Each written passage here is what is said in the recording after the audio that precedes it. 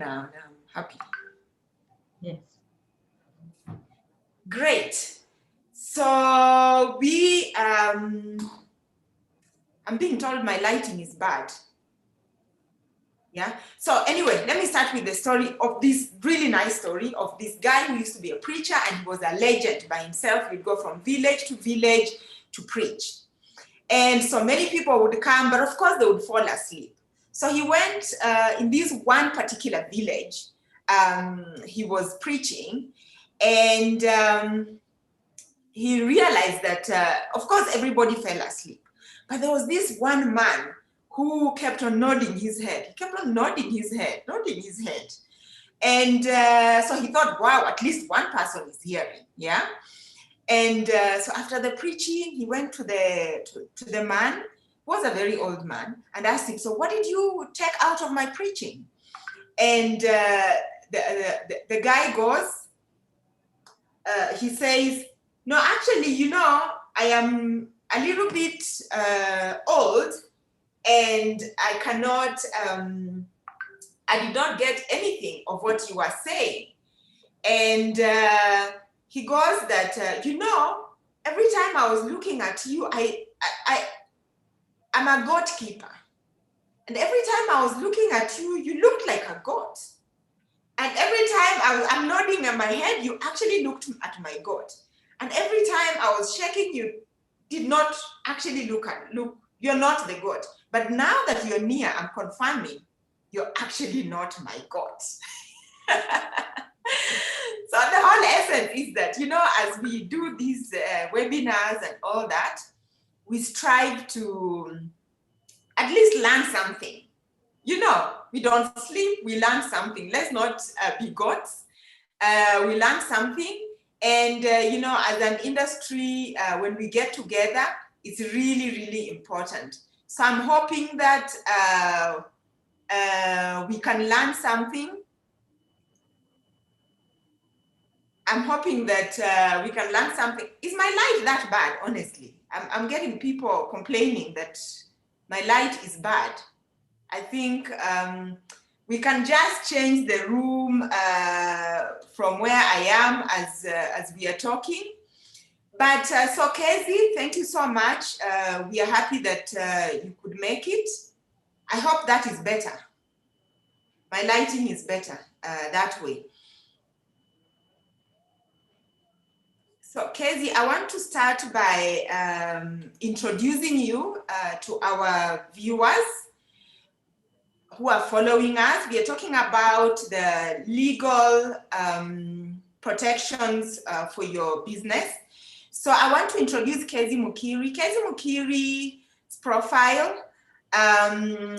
she's a senior partner at Kezi Mukiri Global Advocates, which is a legal solutions firm focusing on international trade, law, intellectual property, commercial law, real estate, mergers and acquisitions. Hey, you had good people. Mergers and acquisitions. She's also the executive director at Ignite Trade Africa, a business and trade consultancy firm that promotes inclusive trade for sustainable development by helping enterprises create sustainable growth through successful expansion into African markets. She's also the founder of Zuri Events, an award-winning business tourism sustainability consulting firm, which is revolutionizing Africa's meeting incentives, conferences, exhibitions, which is the MICE industry. She has expertise in international trade and development, market entry strategies into African markets, entrepreneurship development and training, partnership development and investors relationship.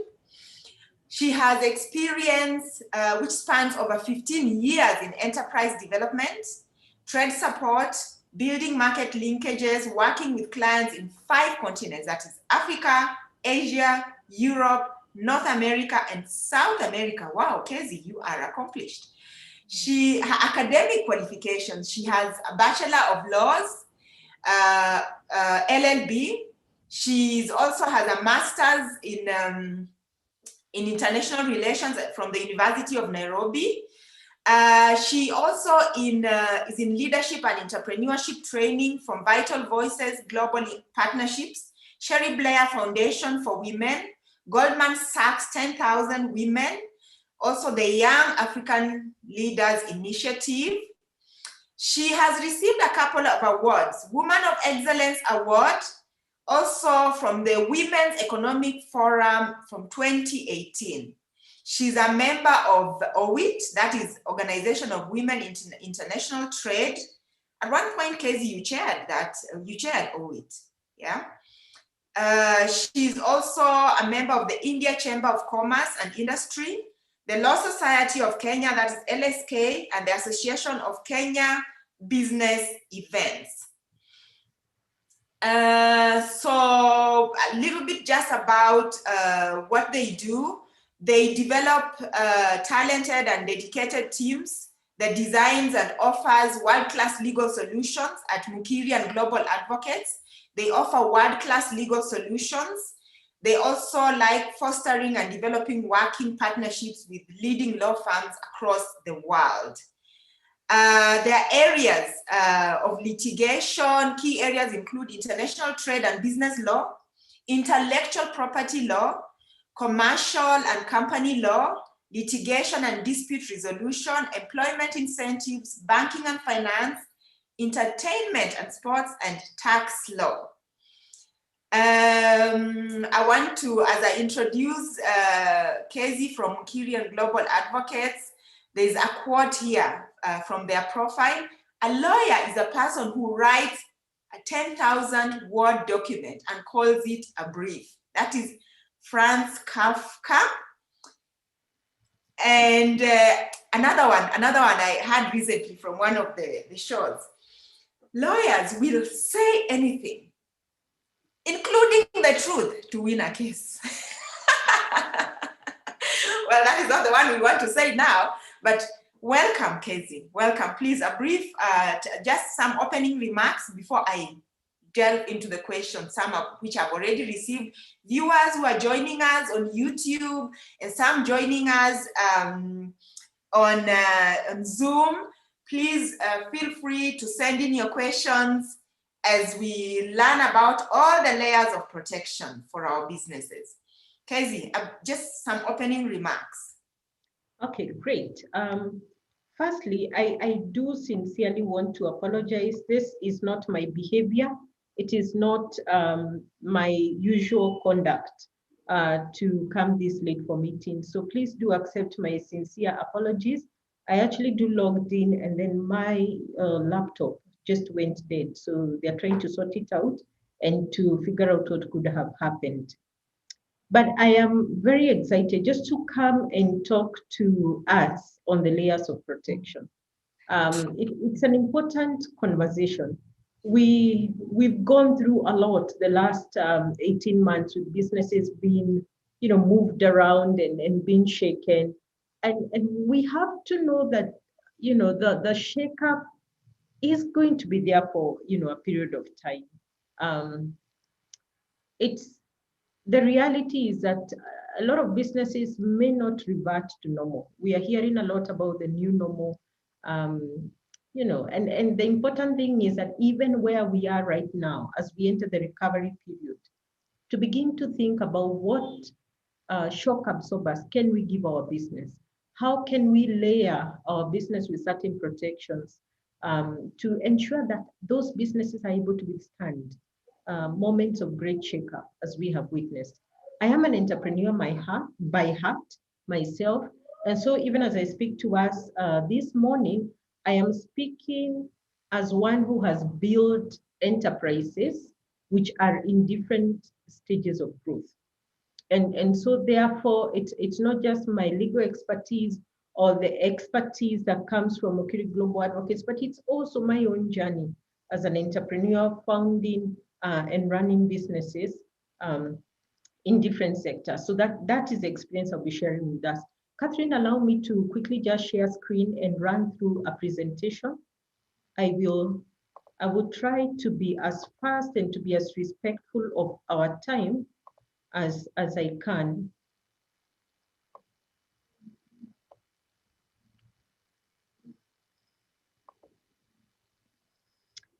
Please do confirm with a big thumbs up that you can see my screen. Thank you very, very much. So Catherine has run through my bio and have no intention of really going through that again. And she has also given a brief outlay about Mukiri Global Advocates. We have over 50 years combined legal experience, within the partners in the firm and the associates in the firm. We pride ourselves in saying that we are founded by entrepreneurs for entrepreneurs. We're not just a law firm that is practicing law in the strict sense of the term, but I think we practice business in the context of the law. We are founders who've gone through the process of founding, creating, running businesses, and it makes it very easy for us to connect with founders and entrepreneurs in the Kenyan market, but also in the markets around the region where we are serving our clients. Our branch network, we are headquartered in Nairobi, right where I am at ACK Gardens, but we also have a branch in Mombasa serving the coastal region, and we have a branch in Nakuru that is serving the Rift region. And our partnerships extend across 5 different networks, 5 different continents.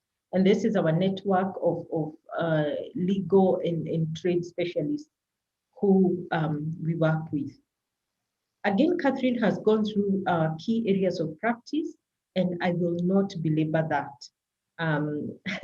Yes, I do not intend to be like this lawyer who writes 10,000 words and tell you that I'll be brief, and I will not. So I'm going to try and be very quick and to save us some time.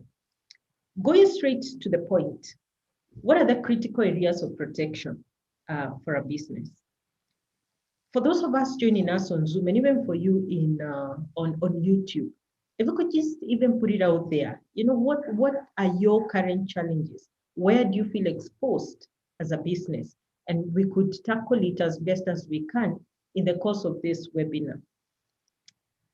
But let me just give you some key areas, what we think are the critical layers of protection.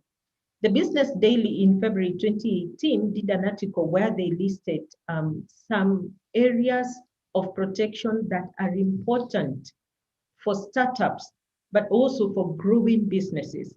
The first one is on business structuring, and we'll talk a little bit around that. But business structuring is the formation stage or even in the growth stage. What is the structure of your business? Are you structured as a partnership or a sole proprietorship? Are you structured as an LLC, what we call a limited liability company? So that area of structuring is a critical place where you need to make sure that the layers of protection for you are watertight. We'll talk a little bit about that. I may not go into extreme depth, but I will highlight for you some of the different formats of business structuring and what it may mean for you. The second one is on business documentation. What is the documentation that you need to have as a business? We know that many businesses, particularly, I would believe like in the creatives, events, entertainment space, a lot of businesses are run, they're owner managed. They are owner managed. So you find that the key decisions of the business reside with the business owner. And when you do a legal audit, you discover that that business hardly has any documentation. So business documentation is an important area for layering or for protection. The third one is business compliance. And when we talk about business compliance, that goes way and over just tax compliance. Many of us are pretty familiar because I think the taxman has done a good job of reinforcing his presence in many businesses, but there is compliance issues that extend beyond tax. For example, the filing of your statutory returns, the business documentation, compliance documentation that you need to have as a business, your licensing, your permits. You need to know in the sector that you are in, what are the compliance requirements for the sector in which you are running your business. The fourth area is on your contractual engagements. Again, for many people, when you begin to trade, it is, what am I buying? What am I selling? And many businesses that we've had an opportunity to even audit hardly have any contracts in place. The fifth area of layering is on IP, intellectual property. What do you own that your business has created? What is the intellectual property, particularly for businesses in the services sector? Do you have ideas that you have created as a business? Are those ideas protected? We know in Africa, intellectual property has been a big challenge.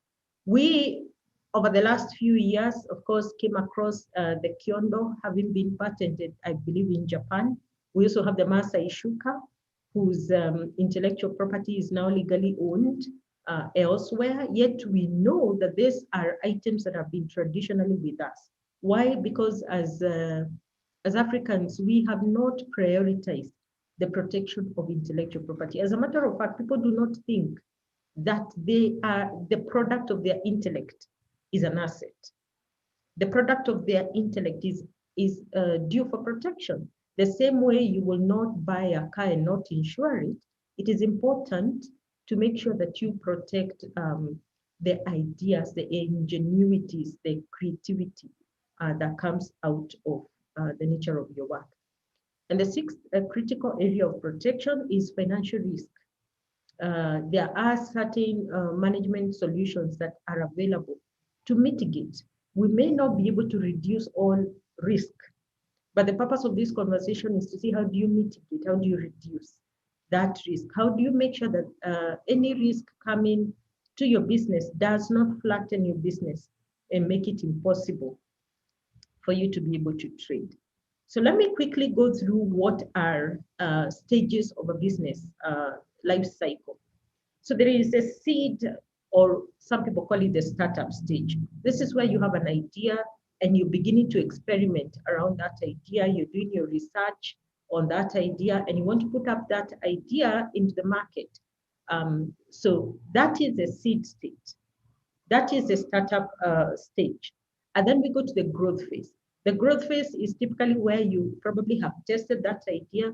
You have what we call an MVP, or a minimum viable product, or you have launched and you are now on the acceleration lane. You have a model that has been tested. It has been, you have tested the model. You have a couple of frequent clients.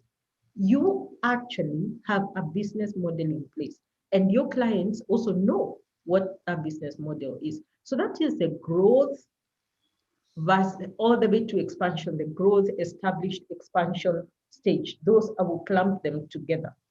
And then we have the mature stage, where this business is actually a model that can be replicated. It is mature. You have stable profits. It is recognizable in your industry. It is a strong brand. And at this stage, you can either decide to exit, and we'll talk about some exit options, or you can decide to reinvest in that business and develop it further. Some business consultants just put those stages of growth into 5. And very quickly, as I have tried to describe those stages, you have the seed stage. You have the seed stage, that is where your business, like I said, is just a thought or an idea. This is the conception or the birth stage of your business. We have then the growth stage. You have steady revenues, your customers are increasing, you have emerging opportunities, your profits are strong, and you're already even beginning to see competition surfacing, you're already seeing other opportunities for growth. That is the growth and expansion stage. And then some define the expansion stage as it's that period where the business owner will begin to expand really into bigger markets. For some businesses, when you get into the expansion stage, you begin to think about subsidiaries, branch offices, you start thinking about mergers and acquisitions, want to get into joint ventures. That is the expansion stage. It also could be what you call the maturity stage in some cases. Then you have the exit stage.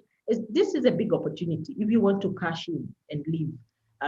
Just cash in, get the benefits of your hard work over the years, and just exit. The decline stage is when your business begins to slump. It's when you get to the very top of your business at the maturity stage. If you don't engineer certain solutions, innovate around that business, then that business definitely begins to decline. But that is not the focus of our conversation today. Let's look at the layers of protection in each of these stages. We start with the startup phase. The key at this stage is to take mitigated risk. So you're starting a business, and I know in this current scenario we are in, we are beginning to see, startups. We're beginning to see a formation of startups because you have businesses, people that have been running businesses in certain sectors that are either very heavily threatened. For example, the tourism and hospitality sector, is very heavily threatened. So you find these investors and these founders beginning to put their hand in different sectors. So we have a lot of startups mushrooming because also of the instabilities around employment. You have more people exiting the job market to begin to found and innovate, create certain concepts. So the key to success at this stage is really to explore new ideas, but take mitigated risks. The essence is to formalize your business process. And as we know that many entrepreneurs will avoid engaging consultants, they will avoid engaging professionals at this stage because they're trying to bootstrap. But I want to say to you that here at this point, it is a critical foundational stage. If you can make sure that at this stage you engage your lawyers, then you improve your odds of success in the long run. So 4 critical areas that I want to discuss here. The first one is protection around the structuring of your business.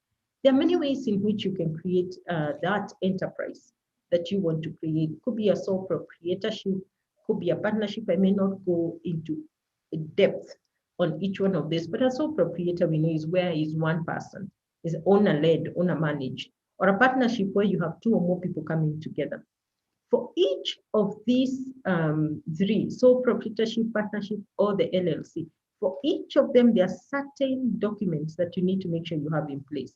After you've gone through the business formation, you now need to think about, for example, in a partnership, you need to make sure you have a partnership agreement in place.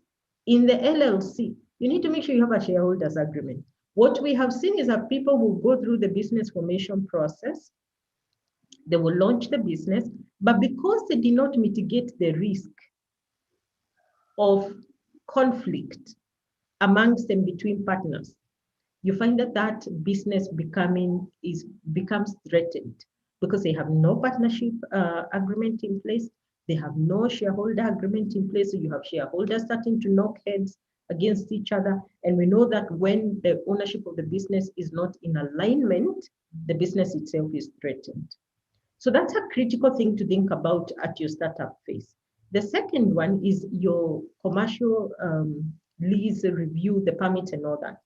One of the best things you could do for yourself at this stage, and I want to combine the commercial lease and the general compliance. One of the things you could do for yourself at this stage is to get an advocate to do for you a compliance audit and to tell you for the sector in which you are running this business or that you're seeking to launch this particular business, this is a set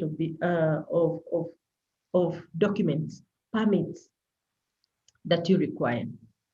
A great one, many people will go lease some premises and start running their business. They will not even make sure that they have a watertight tenancy agreement. This is a starting point, basic things that you need to make sure you have in place.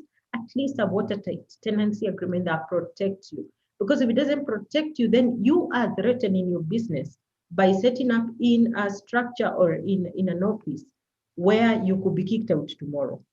The next thing is verify that your permits and occupational licenses are in place.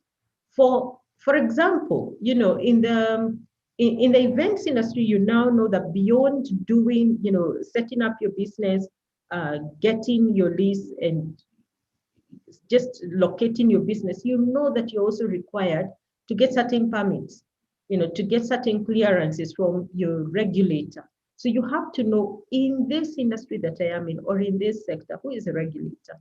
Where do I need to make sure I have obtained clearances or compliance documents to be able to run this business with minimum risk. On general compliance, one of the things we do for clients is what we call an audit, a compliance audit, to help you know these are the gaps, these are the areas of threat, and fill in those gaps. Again, you make sure you get your tax documents. Most people go along and do that. And if you're recruiting or you're engaging foreign workers, then you must make sure that you have the necessary permits in place.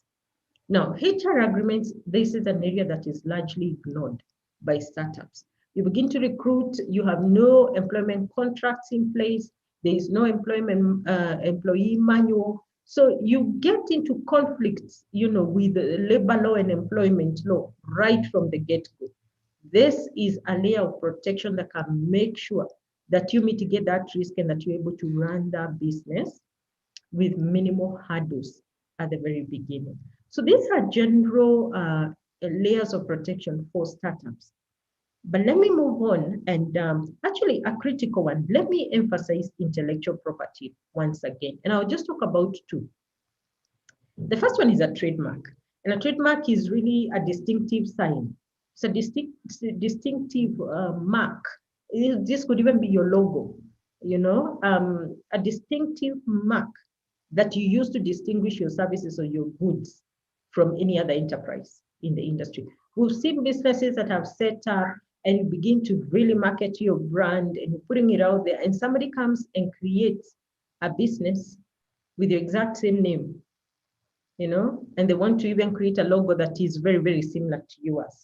So one of the things you must do is make sure when you have an ingenious idea, submit that to an advocate and walk through the journey of protecting your trademark. The second one that's really critical for entrepreneurs, particularly in the creative space, is your copyright.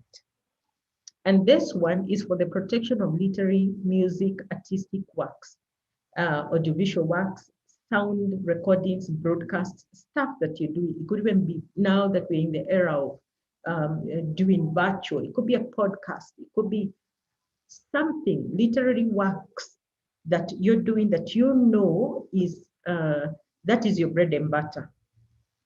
Don't leave it exposed. Find a way to protect it, because if you leave it exposed, then you threaten the core of your business. I have listed there the process through which a copyright is protected, and that's not even really for you to worry about, but it's just the process. Typically, we file those relevant documents, and then there will be the commissioning of those documents by a commissioner of oaths that you will find typically in your lawyer's office. We get 2 copies of the original work, we pay the subscribed registration fee, and then submit that application. When an audit has been done, verification has been done, a certificate is issued, which allows you to protect your copyright. So I want to talk about the growth and expansion phase. There's a quote there by Thomas Watson. One of the ones that I really like to read about was the former CEO of IBM. He said, to be successful, you have to have your heart in your business and your business in your heart. If you're going to protect your business, make sure it is in your heart. I doubt any of you will allow anyone to fly an arrow that strikes your heart. Why? Out of your heart flows your life, so we take critical measures to protect. And even when you're told by a doctor you have cholesterol lying somewhere near your heart, many of us will begin to run, even when we are not runners. So if it means something to you, then do something to protect your business. So how do you know that you're in the growth phase? How do you know? Like I said earlier, the growth phase is typically when you know your business model very clearly. You're not confused. You're not doing everything that every other Tom, Dick, and Harry is doing. You are very clear about your business model, and also your customers are clear. Have you seen businesses where even the customer is not sure what you sell? Here we are talking about a business model that has been tested and your customers are absolutely clear what your model is. So some growth stage indicators, this is where you regularly reinvest in profits into the business. You're not pulling out. So you have profits that are coming in and you are reinvesting them in the business. And then you will notice that you now have multi-layered client relationships. These are client relationships that have gone on for a year, another year. You can see you have an established client relationship. At this point, you also have a steady plan on the management of payroll. You have a steady structure around your turnovers. You can set targets at the beginning of the year, and you already have a structure around how they will be achieved. And then at this moment, you are not a one-man shop.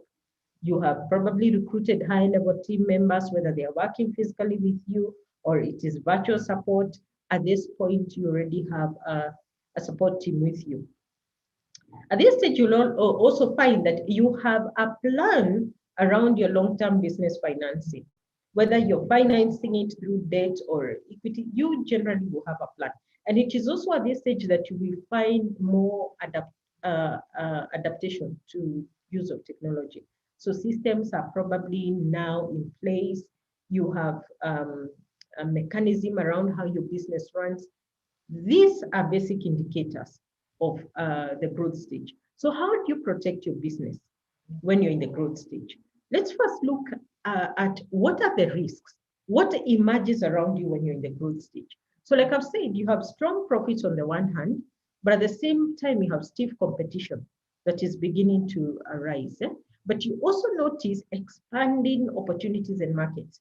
Because you have settled in your business model, you have a good understanding of the sector and of the industry, you can now forecast. You can be able to see what are the opportunities around you. But with that comes the challenge.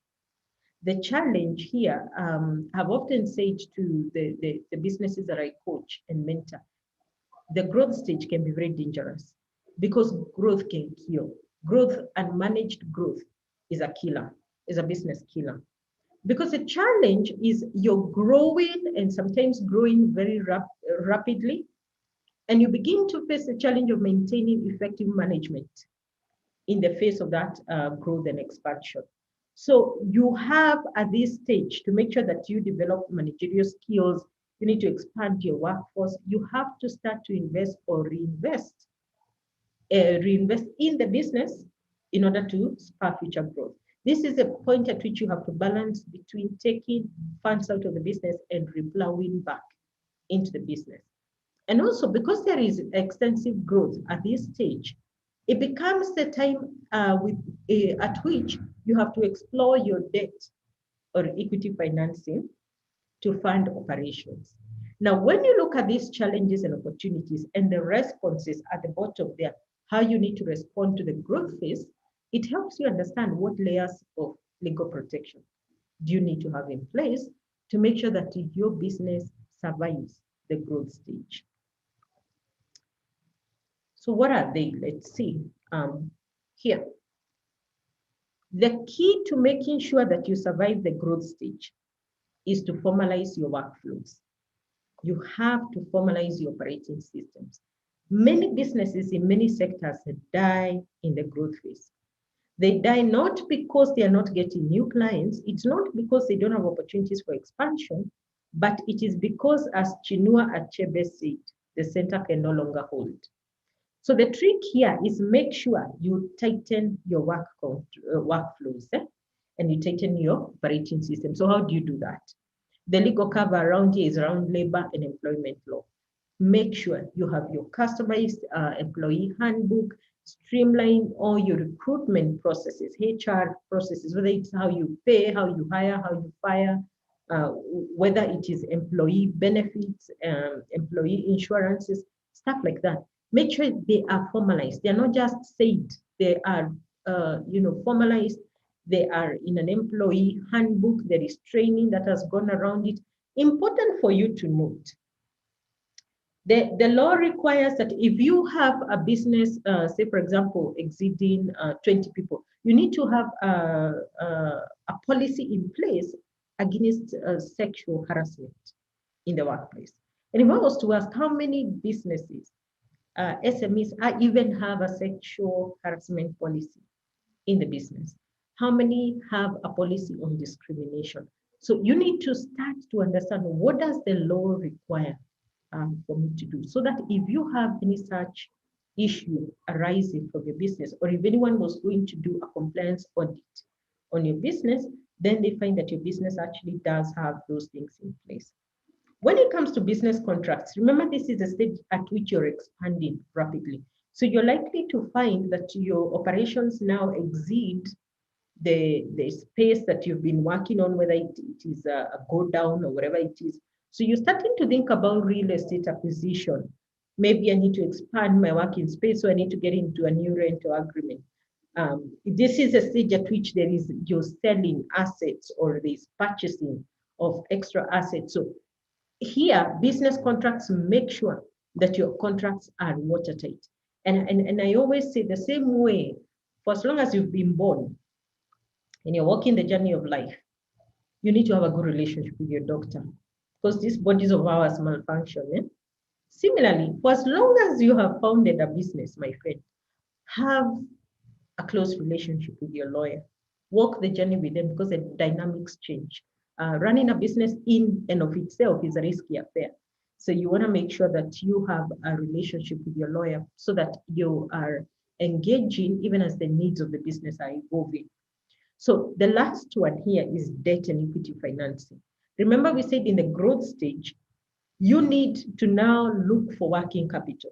Your operations are expanding, you have a lot of opportunities, you have opportunities for expansion. You're probably thinking, I need to open a branch elsewhere, I need to set up another operation here, I need to do back end and forward integration in my business. So at this stage, financing becomes an issue. So project financing, get your lawyer into the picture. You may have assets that you want to use as collateral. You may want to even divest some of your profits from the business. Maybe you want to invest them somewhere else, like in real estate. And now you're looking for additional finance for that project. So yes, project financing, we have operational capital, receivable financing. This is where you have receivables that are due to the business. Eh? People owe you money and you borrow against what is yet to be received. Then we have equity financing. Within the growth stage, as we are starting to expand and we're looking for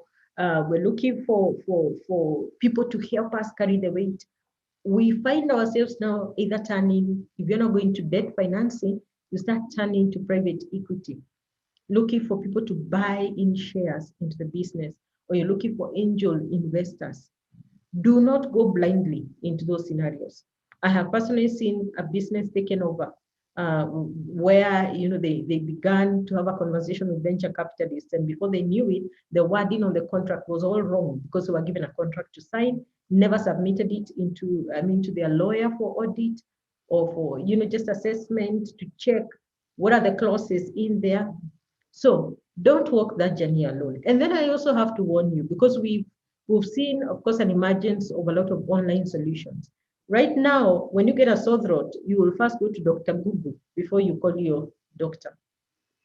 Similarly, for many of us, when we have a legal issue, we go to Mr. Google and we start downloading forms, online templates.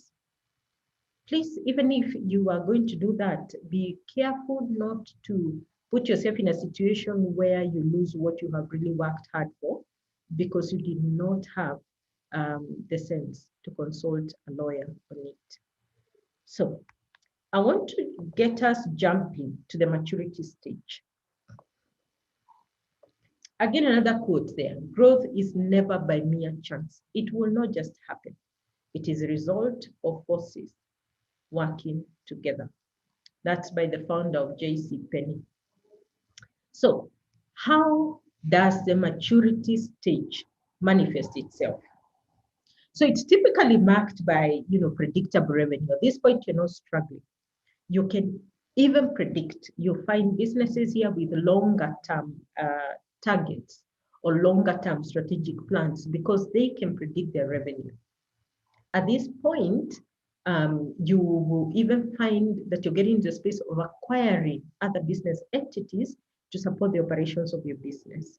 You have multiple product lines. You have multiple even outlays of your business. whether it is branches, you probably are having subsidiaries or wanting to have subsidiaries in different markets. The trick about the maturity stage is to keep your eye open for decline. How do you keep your eye open for decline? You have to make sure that you're engineering innovation in the business very deliberately at this stage. Because the next stage after maturity is an obvious decline, unless you can pump in some innovation in the business at that stage. So what are some of the things you need to be thinking about at this stage? Your tax planning.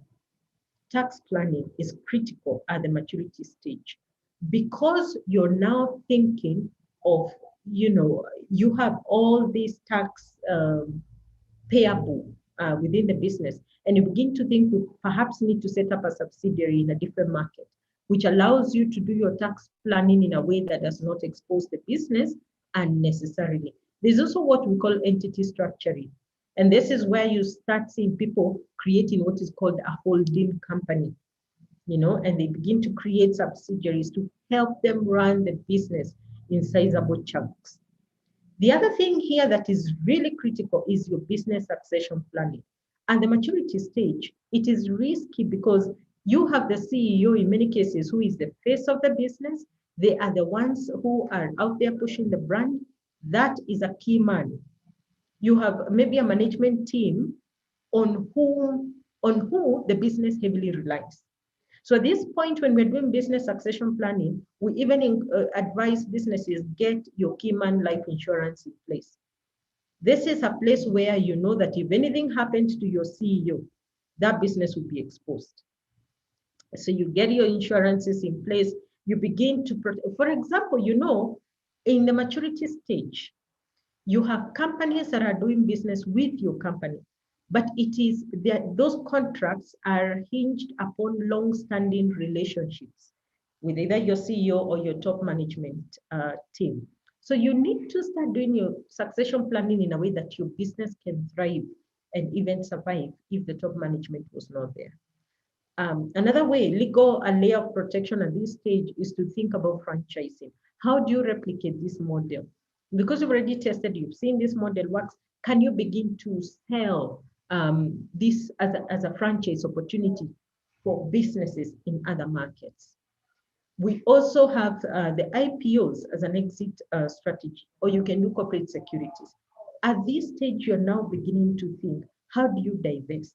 How do you exit? How do you even enlarge, restructure the entity so that you can enlarge your impact or streamline your processes in such a way that you can multiply? You're safeguarding the business at this point from decline, from death. And then, of course, there's voluntary dissolution. You can decide, now I have reaped for many years from this business, now I want to exit. And you go the route of voluntary dissolution. All these things that I have discussed here require certain types of contracts in place, certain types of agreements, and you need to be speaking to your lawyer about it.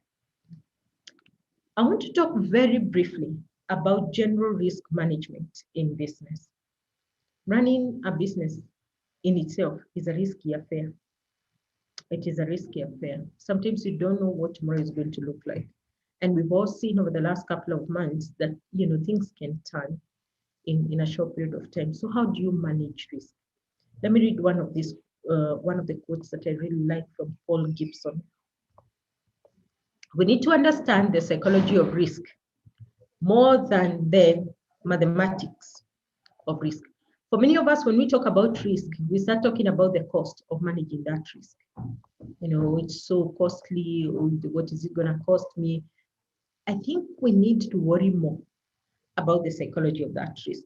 When your clients see that your business is exposed in one way or the other, they will look for solutions. Your clients are not necessarily hinged to you. They're not connected to you. If your business suffers one of the risks that I want to talk about, you're likely to experience what we call flight, whether it's employee flight or it is client flight. So the first type of risk, and generally here, risk management refers to the process of identifying evaluating, and responding to risks that might have adverse effects on your business. You must be able to identify as a business owner. And I keep saying, and perhaps this is a subject for a different webinar, I keep saying that business owners must know what their role is in the business. The role of a business owner is strategy.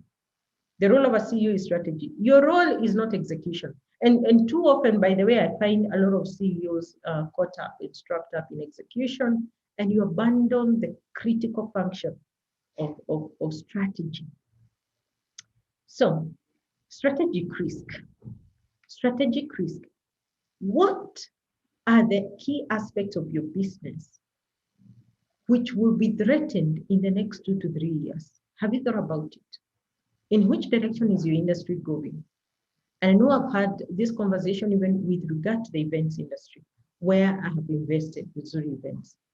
2, 3 years ago, it was possible for me to tell which direction the industry was going, and therefore to provide strategy for the business to exit certain activities. So as a business owner, you're responsible for managing the strategic risk.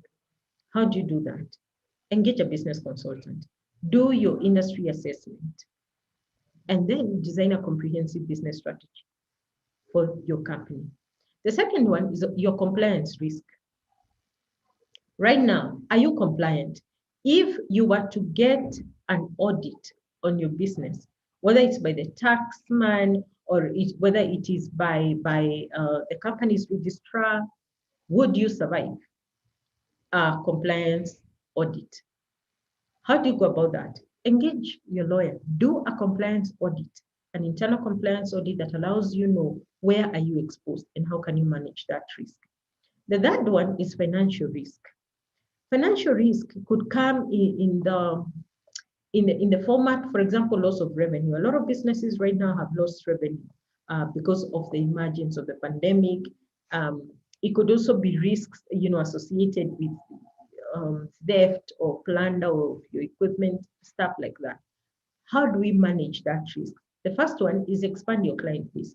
If you're over dependent on 1 or 2 clients, if for any reason they were unable to give business to you, then you stand risk. So how do you protect yourself? Expand the client database. Number 2, your product diversification. If you're selling one product and then you have a competitor who comes to the market and flattens you out, you're gone. You need to diversify your product offering. And number 3, obviously, invest in insurance plans that mitigate this risk. I'll give an example. About 5 years ago, with one of our businesses, Zuri Events, I did an audit where I realized that we were receiving close to 70% of our revenues. This was early, about 2013, 7-8 years ago. We were receiving 70% of our revenues from one client. And that may look very good, but I was immediately able to detect this is a risk. It is a heavy risk to the business. And the strategy for the business then was to move very fast and expand our client base, move into different markets so that we can mitigate that risk. The fourth one is the operational risk. Operational risk. Are your operations watertight? One of the things you can do is what we call scenario planning. For example, if the truck broke down, what will happen? That's an operational issue. If you're delivering to this place and this, breaks down, or if this machine is no longer functional, you can do that, and that is a function of you internally doing your scenario mapping and being able to identify that risk and mitigate it. And then the last one I want to talk about is a reputational risk. Like I said, if your business is hit by one of these risks, particularly the reputational risk, you're likely to suffer flight, people taking off, and they don't want to be associated with you. How can you mitigate it? Make sure you have an effective business strategy in place, and then constantly check on your internal processes to make sure that you're mitigating that risk. I know I've gone a little bit over and above legal protection, but I'm a business person. I'm a business person. I think business. I think how do we mitigate risk? How do we reduce the threat to business? So please feel free to talk to us. We have our office right here in Nairobi, ACK Garden House, our head office. The Mombasa office is on Moi Avenue, Jubilee Arcade. Then we have our Nakuru office at the Assumption Center. All these offices are manned by, advocates with capabilities in the different areas of practice that I listed. I end with this quote, Oliver North. The story of Oliver North, a military man who at some point was charged with very major crimes, including, I think, sale of military equipment whilst his government was at war. And this is what he said: I'm trusting in the Lord and a good lawyer. So I say to you, be wise, be like Oliver North, trust in the Lord, but get a good lawyer as well. So thank you very much, Catherine. I am available for any questions. I want to believe that I have not overshot too much on time, but I am here to answer any questions that might have emerged.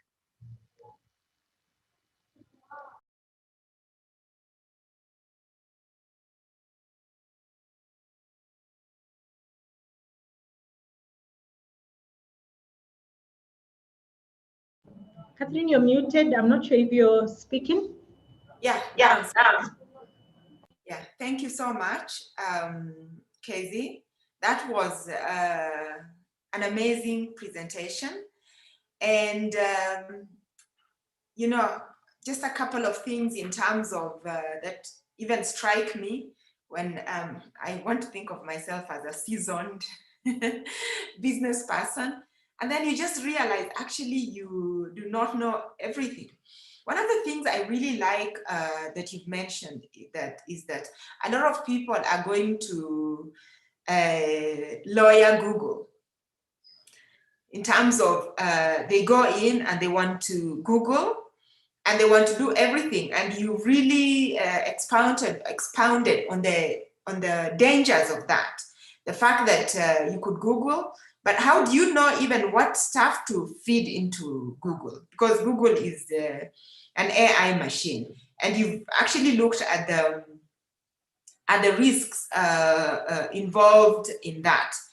So I just want to take you back to the very beginning. Somebody has asked in terms of intellectual property. How do you patent an idea? How do you protect an idea? Because as we know, so many people could be thinking of the same idea. How do you go about protecting an idea? Okay, Catherine, I hear that a lot. Well, this was my idea, somebody stole my idea. First, you need to be able to demonstrate that that idea is unique, that it is unique to you. You cannot protect an idea which is still in your brain, because really it needs, the law exists to protect that which can be objectified, something that is objective, not something that is subjective, that I dreamt and I thought, and then I come and I want to protect it. So one of the ways is through, so I talked about trademark, I talked about copyright, but we also have stuff called industrial designs that really applies, especially for those in manufacturing. You create a unique something. For example, this is my Samsung S9, and I create the design of it. There is a look of it. You normally will see, even with the cars, different looks, and the models in the back looks like this, and this is the way the lighting looks like. Those are all industrial designs. Another example of that is our perfumes, the way the bottle is shaped. Every brand will come with a unique shape. Those are industrial designs. So you need to have done, and you can do a prototype before you roll out into the market. So that, because if you roll out into the market, that idea becomes subject to replication. If you want to go this way on, I create an object, it could be whatever it is. I create a prototype, and then you take it through the protection process. If it is a mark, a trademark, a logo, or, it could be a design you've created, like you see the logo at the back here, you create that, and you want to avoid anybody replicating or passing themselves off in the market as you. A few years ago, I know I had somebody start a business, with actually the same name as one of my businesses, and it was in the same industry. And then they tried to do a logo that looked very similar to ours. And before they could, even go any further, we had to have that stopped because they're passing themselves off as us in the market. So an idea, if it is still in your brain, you have to express it. It could be literary works, it could be a recording, it could be a broadcast that you have done, but it needs to be something that can be submitted for verification. I want to hope I'm answering that, because one of the things I see with entrepreneurs is, I don't want to talk about this idea, somebody will steal it. Well, Miles Monroe said many people die with it as they are preventing someone from stealing it. But what I will advise is find a way to express that idea into tangible that can then go through the verification protection process. Wow. But that's amazing. And there are institutions like KIPI, yes, that can really help you with that. And so one of the things that came out clearly, especially at the beginning stage, is that when someone is incorporating a business, there is the business, there is the company registration itself, the registration of the name. Yeah? And at that point, I want to ask, some people go and start a business and they want to use their name. What are the dangers of that in terms of protecting your business? Because if you call yourself KZ Enterprises, somebody else who calls them the same like that, what are the dangers? And number two, you talked about the company registration itself. Somebody wants to know, you talked about shareholder agreement and partnership agreement. Yes. Yes. Let me tell you, I have, in this industry, I have seen so many partnerships go under, so many, until I think at one point I reached a stage, I said, in this country, unless you're dealing with $1 billion, with all these consultants and everything, partnerships may not be worth it. I was of the opinion. But perhaps maybe enlighten us on those two things. The dangers of using a name at the infancy when you're just starting, and the dangers of not, what is the difference? Shareholders agreement, partnership agreement, how is it different from the company registration, the LLC? Okay, great. Let me answer those two. And I'll start with the first one. The first one, I think, is really a business decision that you make. If I go out there and I want to trade as KZ, first of all, it's very dependent on the nature of business. It's dependent on the nature of business. There are some businesses where trading as KZ really may not fit. And yet there's some businesses where it will fit, it will suit for you to use the name. So it's really a business question as opposed to a legal question. But I will say this, I advise entrepreneurs, start with the business with the end in mind. Are you sure you will be able to dispose of that business or to attract investors in that business with the name that you have chosen today for that business? Are you going to be able to float it for franchising, for example, with the name that you have chosen today? I say start with the business start the business with the end in mind. That would be my consideration, even at the point of formation. It's not necessarily a legal issue what you call your business. What the law requires is that you cannot use a word that is abusive, or is, there are names that you cannot use as your business, even if you really like that name. If it is not socially palatable, it is not a name that has is socially accepted in the community. You also cannot use a name that is aligned to the military, for example, would have security implications. So there's some limitations on what you cannot have on the name of your business. But when it comes to using your own name, for me, that's a business decision. You have to know why. Why does it serve you? If it serves you in the long run, by all means, roll with it. So I want to jump to the second question. There are two separate processes at the foundation of your business.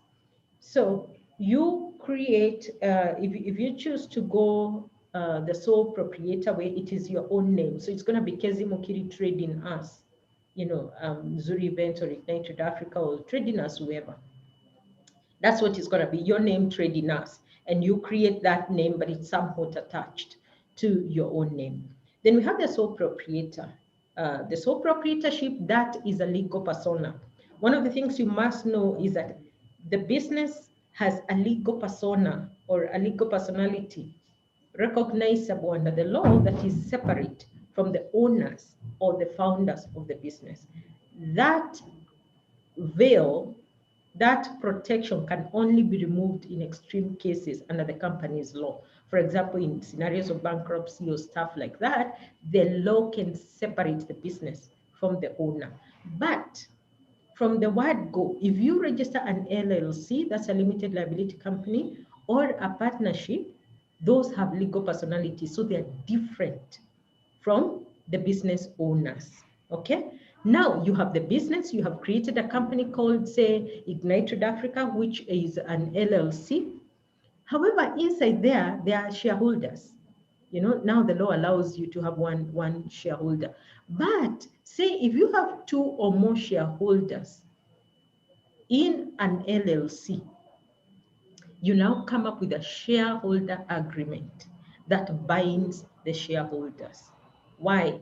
Because people agree today and then tomorrow they change their minds and you get complexities coming into the business. So that is the essence of a shareholders agreement, to protect and to state clearly who owns what are the responsibilities of those shareholders, and to protect the business in the event that one of the shareholders wanted to leave. Because we've seen businesses being crippled because of a shareholder saying, I will not sign checks. I'm not going to do this or the other, and a business gets crippled. That's why you need the shareholders agreement in place. In the case of a partnership, if you have registered your business as a partnership, for example, Mukiri Global Advocates, this is a partnership. And what we have in place is a partnership agreement between the partners. This is how you share profits. This is how decisions are made. This is how, decisions around expansion or whatever it is, this is how they are done. So the partnership agreement guides the activities within a partnership. Now, there are other agreements that you can have. For example, if company A Limited is an LLC, wants to do a joint partnership. Let me give clear examples. You had Zuri Ignite Limited wanting to run a joint project with Samantha's Bridal, for example. Those are two distinct LLCs. And they are not merging. No, they are not merging, they are distinct entities, but they want to run a joint project together. What you then get into is a joint venture agreement. That JVC, we call it a joint venture agreement. That agreement is limited to that specific project. So you can list how are you going to partner, what are you going to do, what are the rights and obligations of every party in that agreement. But what we see a lot of times is, yes, you bring 50,000, I bring 50, then we go. And then, you end up having stories which are not supposed to be there.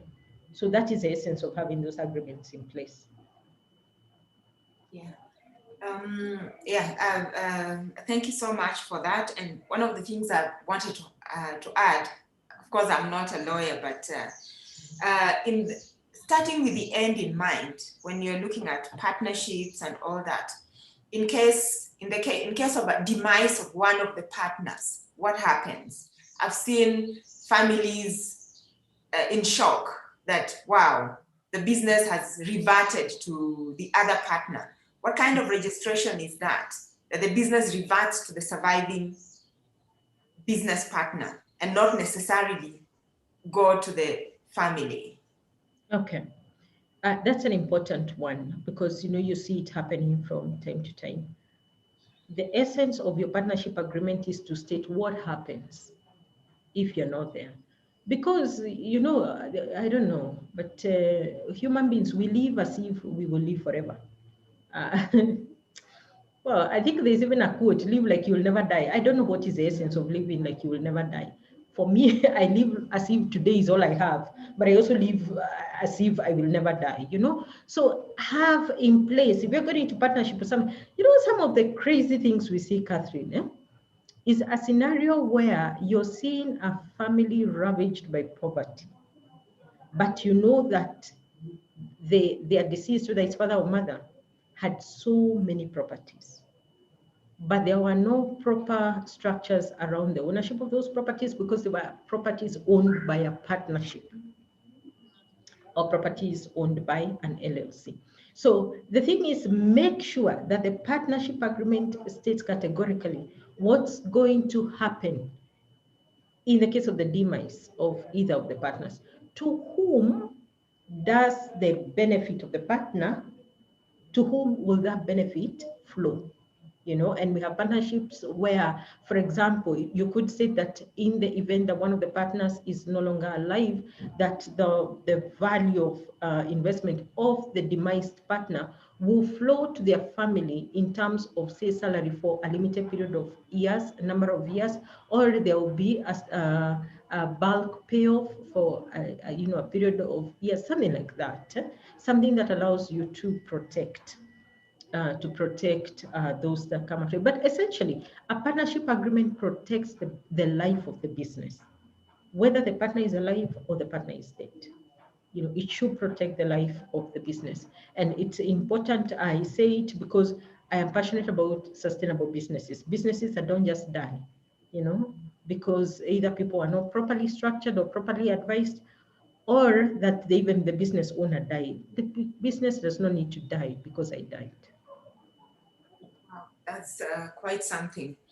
And one of the things that, you know, a business is like a baby. When you give birth to a baby, initially they're breastfeeding, they can't help themselves, they're in diapers, and you expect this business to grow and become an adult and eventually look after themselves. So if a business stays in diapers, then there's a problem. You wouldn't want your own child to stay in diapers. So we expect that, you know, businesses will actually grow and be able to be independent.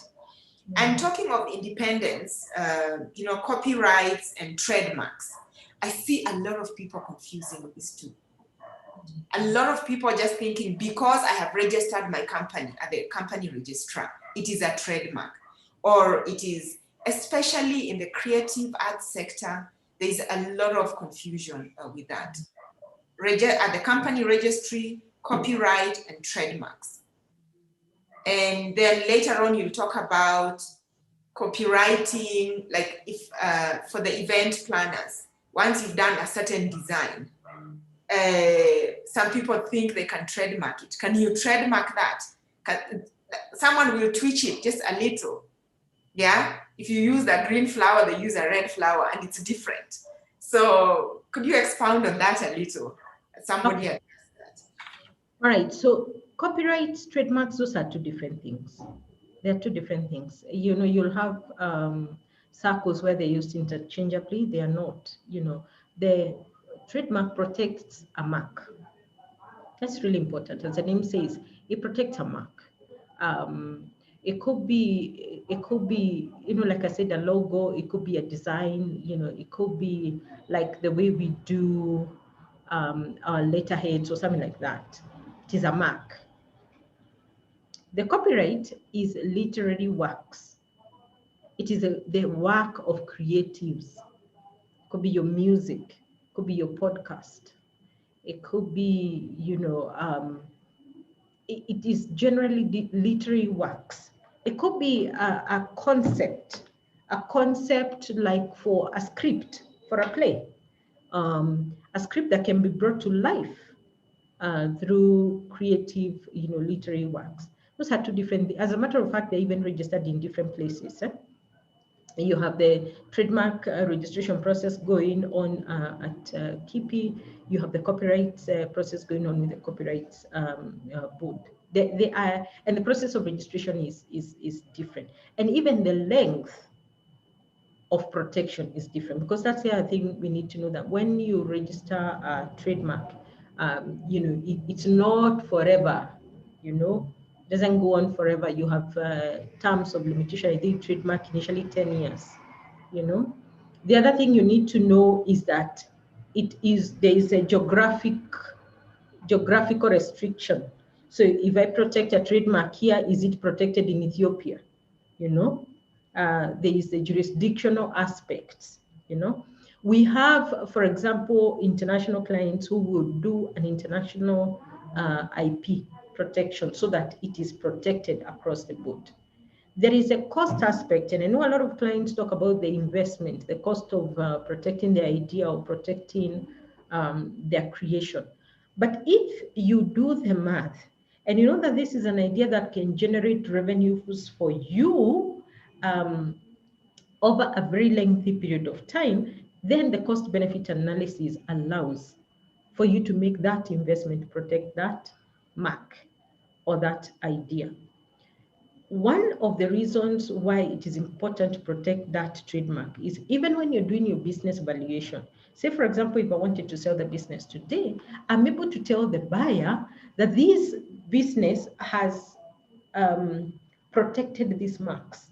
So that raises the value of the business, because then the buyer knows this is not something that is, bound to be, I want to use the right words. It's not something that can suffer disruption, sudden business disruption. So that has an impact on the valuation of your business. So you've asked a question about, like a setup for event organizers. I am hesitant to say that you can protect that, because really there are implements that you will have used to put that together. Say you have certain flowers or roses, you don't own the trademark, or you don't own any intellectual property around that flower. You don't own any intellectual property around the kind of chairs that you have used or the kind of linen. What you would be wanting to protect is the concept, how you did it, how you put it together. And I completely understand, because there's a lot of, I would call it plagiarism in this particular industry. What you need to do, I would suggest, is protect it from a business perspective. Because there are some layers of protection that are legal, and then there are others that are really business in nature. How do you project your brand? Can you grow your brand so significantly that everybody who sees that kind of a setup knows it has come from you? Is it possible for you to watermark all your images? Is it possible to make sure you have a way of releasing the work that you have done through a certain platform, so that people know you're the only one who has done this? So there are some setups that may not be possible to protect legally, because you're using implements that belong to other people.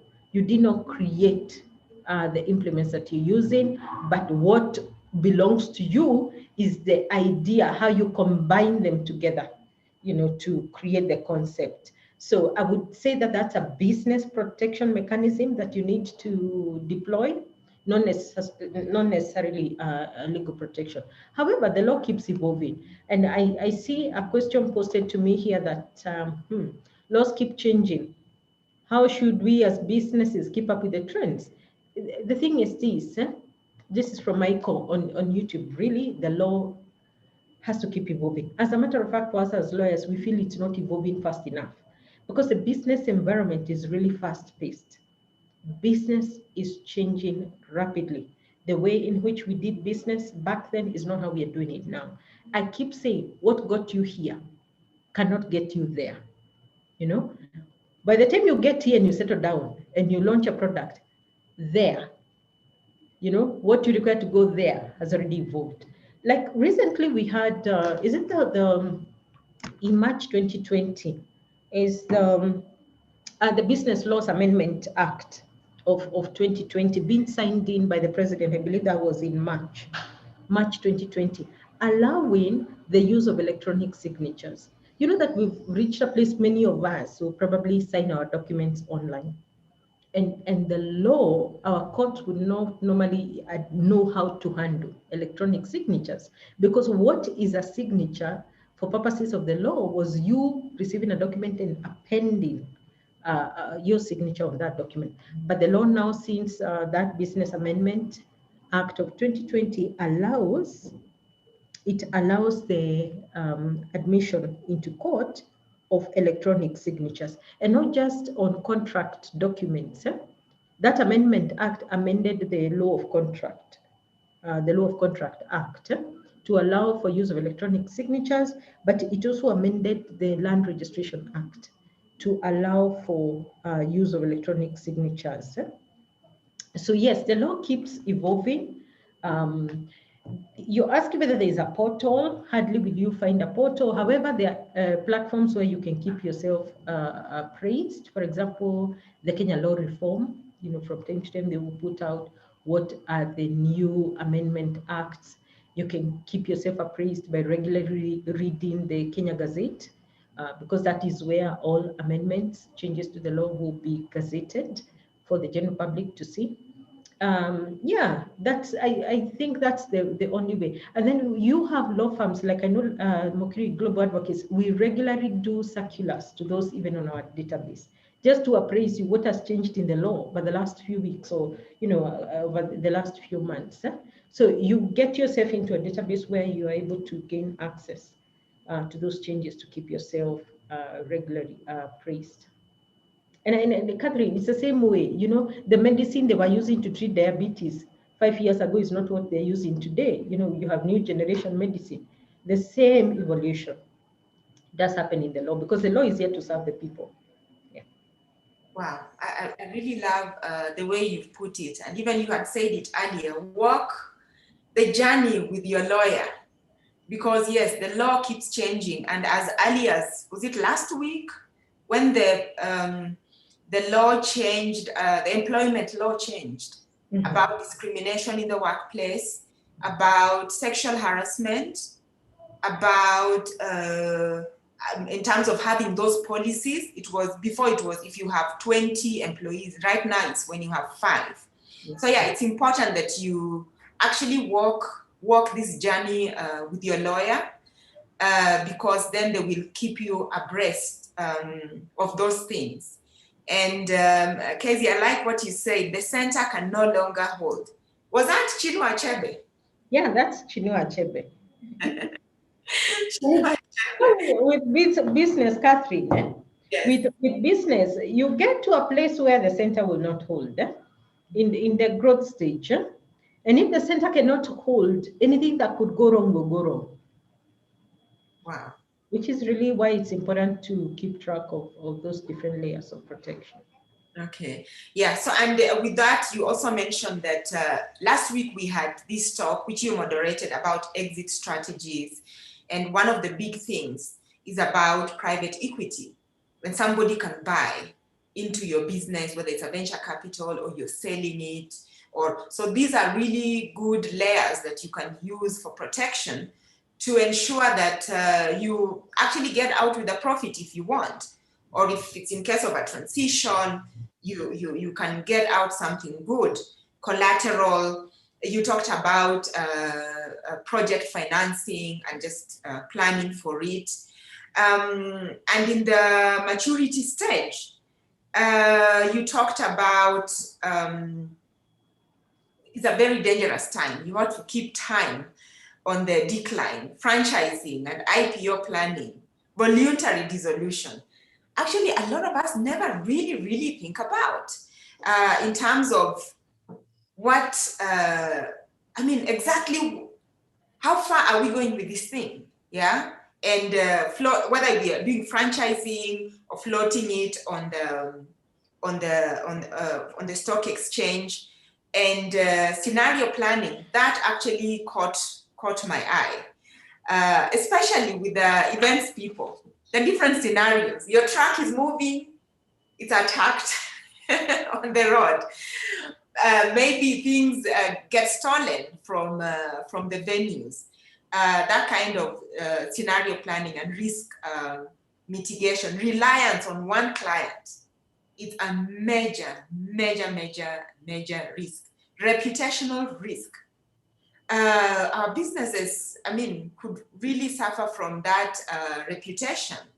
And just being able to protect ourselves in terms of that kind of risk happening is really very important. But I want to come back to that strategy as a business owner.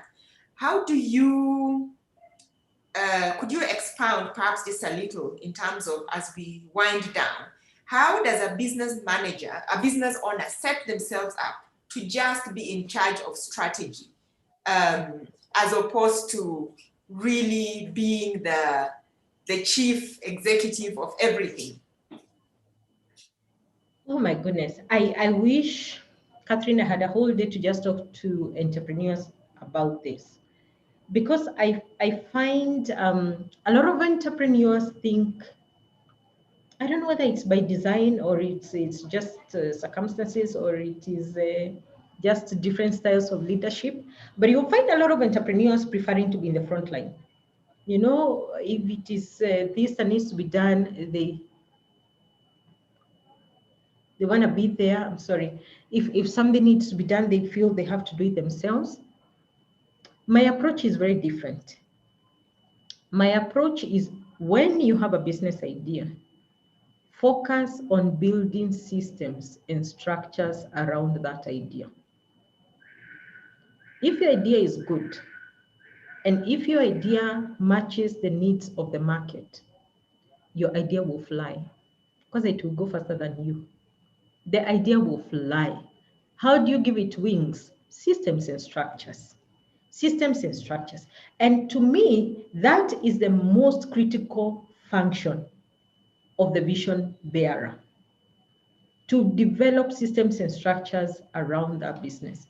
That may mean spending all your time equipping your team. It may mean training. Catherine, allow me to say that when with Zuri events for many years, I would say close to 10 years, every Monday morning we would have a meeting, every single Monday morning.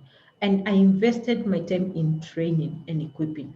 And my thinking was, every last man on the team must be as good as myself. If the last man doesn't know what I know, there is a problem, because the customer will get to that guy before me. You see? That guy is my frontline soldier. He needs to know everything that I know. I feel that it's dangerous for entrepreneurs who keep the vision to themselves, who hide this thing they call business secrets to themselves, and unfortunately it clips the wings of the business. And that business cannot fly.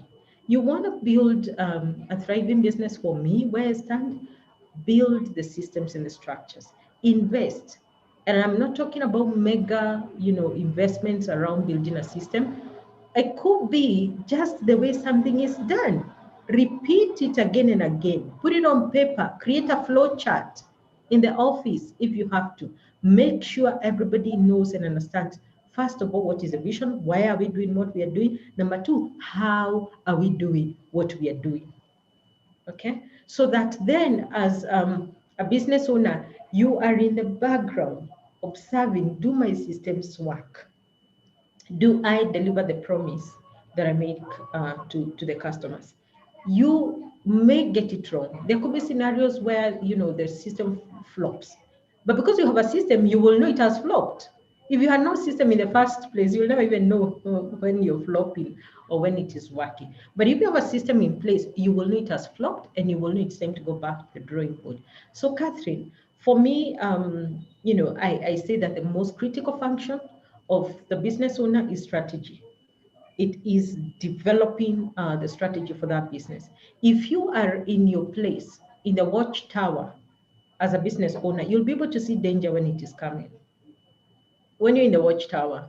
But if you're not in the watchtower, you're in the back end cooking, you will never know when the enemies are headed your way. And unfortunately, that is why COVID caught so many of us flat-footed, just because we don't have our eye on how is business evolving, how are things happening, what is the landscape, what do we need to do to safeguard this business? Do I need to pull out my arsenal? Is it time for peace? Do I have, what strategy, what cards do I need to pull out in this season?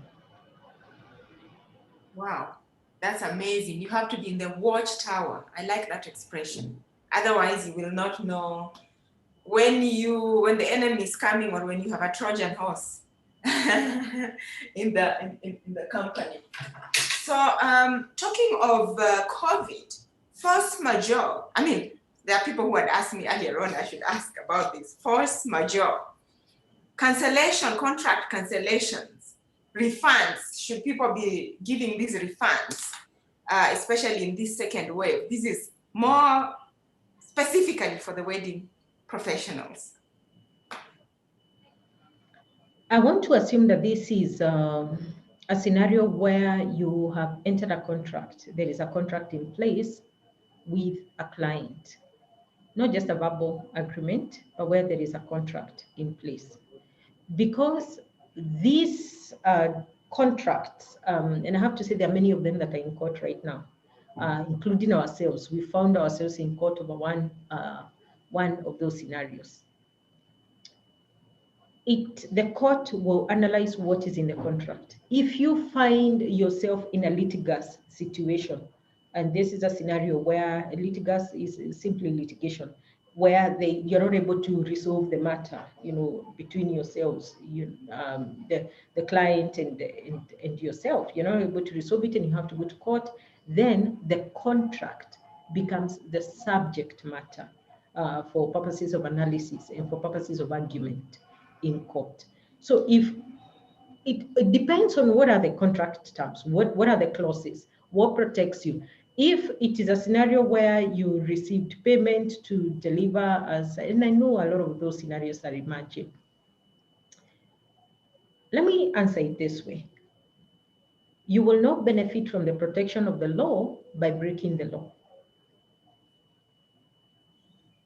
You will hardly ever benefit from the protection of the law by breaking the law, because of the doctrine of equity, that he who comes to, if you come into court, you need to come with clean hands. So if, for example, the government has provided a directive on the protocols in this COVID scenario, and you know that an event say should be 50 packs, government directives, and you have been contracted to provide 350, and you go ahead and provide it, both of you are breaking the law, isn't it, Catherine? Yes, of course. Both of you, I mean, there is what we are operating under, what we call the Public Health Act right now. So you find those government limitations. The minister has got those powers under the Public Health Act to provide certain restrictions or certain limitations. So if there is already breach, then you're already treading in, I would say, dangerous grounds when it comes to litigation, and you're not likely to find favor, before a judge who will, consider issues of clean hands. So I would say apply the law as it should be. Secondly, protect yourself using a contract. Have a contract. Get a lawyer who develops for you a contract template that you can then replicate, to all your clients. It doesn't mean that every time you have a new client, you have to run to your lawyer, but you can get a lawyer to develop for you a meaningful template that you can customize to use even in these scenarios. The issue of force majeure, I mean, the court is interpreting it. It is right now a lot of cases in court. So I would say it's subject to the interpretation of the court right now. There's been a precedent that has contradicted the argument that we could not meet the terms of that contract because of the acts of God, what we call acts of God, or acts that are outside the reasonable management of a reasonable man. These are acts that were outside our ability to project or to predict. So there's been a ruling that has pushed created an uncomfortable situation around it. But I think it has gone on for appeal. So the issue is still in consideration in court. How do we deploy the pandemic in argument on contract law?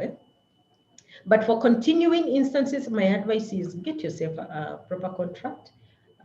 Have very clear terms on refunds. Issue a disclaimer. You will see disclaimers everywhere, including, I believe, when you logged into Zoom for this webinar, there must have been a disclaimer. You will see those things everywhere now. Deploy them in your business to protect yourself. Wow, Casey. I mean, we could go on and on and on and on and on in terms of this. It's wide, but I really, really like the way you have gone ahead to put it in munchable tidbits that, again, people can get that global view and be able to go and seek help. And I know you will not do this for yourself, so I'm going to do it for you. Casey is an events person. She understands events inside out. But more importantly, she's a business owner. As I read for you her profile earlier on. So it doesn't matter what kind of business you're in, whether you're in the service sector, you're selling a real product, whatever business you're in the area of, she's looked at the different stages of the businesses you can be in, the early stage, the growth stage, the maturity stage. She's looked at all the risks that are there, and she's basically mentioned risks with regards to compliance in terms of the tax. She's looked at risks that you may need to get insurance for. She's also looked at risks, especially in the area of contracts. Very, very important. If you do not have proper contracts, unfortunately, if you go to court, the law will just use the contract that you have written to make a ruling. And I always say, somebody told me some time ago, the government does not exist to make contracts for us. The government exists to make the laws that will govern the contracts. So make sure you get a lawyer who can create the proper contracts for you.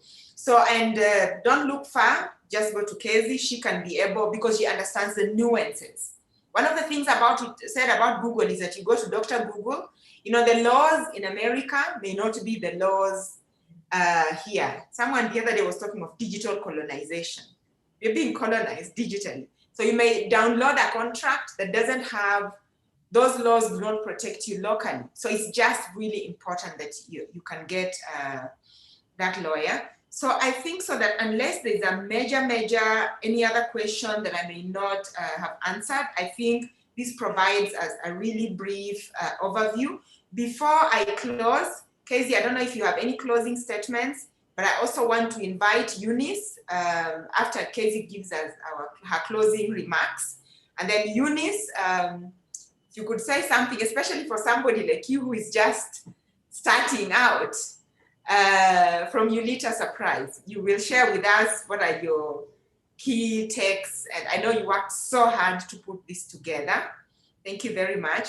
Casey, your closing remarks before Eunice. Yeah. So thank you, Catherine. Thank you even for an opportunity to, just speak to us on the different, protection, the layers. What I will say is, if you're building a business, or if you're starting a business for purposes of seeing that business thrive, and you've put in your money, or even what we call the sweat capital, you're putting in your energy to build that business, then that business must be worth your protection. Go the whole way. And find ways in which you can protect that business. So when I was talking about general risk, I did talk about insurances as well. Know what are the insurance solutions that are applicable for your business. One of our businesses was broken into twice. And the good thing is that there was cover for that business. In one of the instances, the truck was carjacked and ended up having an accident with my workers in that truck. And we ended up having a driver who unfortunately had only worked for us for 48 hours, but we ended up having him in hospital for 6 months. And you know what? We had Weber. We had workman's protection for that gentleman. So he had cover. His family had a livelihood during the period when he was down. So don't do this thing. I hear it said kyuduzo. I don't know, Catherine, if you understand that Greek, but it is the you know that way back street way of doing the business. If you're going to Kyuduzo. yes, there's no other way, Catherine. There's no other language for that one. But the essence of what I'm saying is this: if it deserves your time, if it deserves your money, if it is even worth your energy, then it is worth your protection. Find ways to protect it, and that information is available. You can find MGM, Mukiri Global Advocates online, or you can find whatever advocate that you can trust, that is well versed and is able to act for you in an expeditious manner, but get protection. And I wish you all the best in the recovery period. All the best, do it right. Thanks. God bless.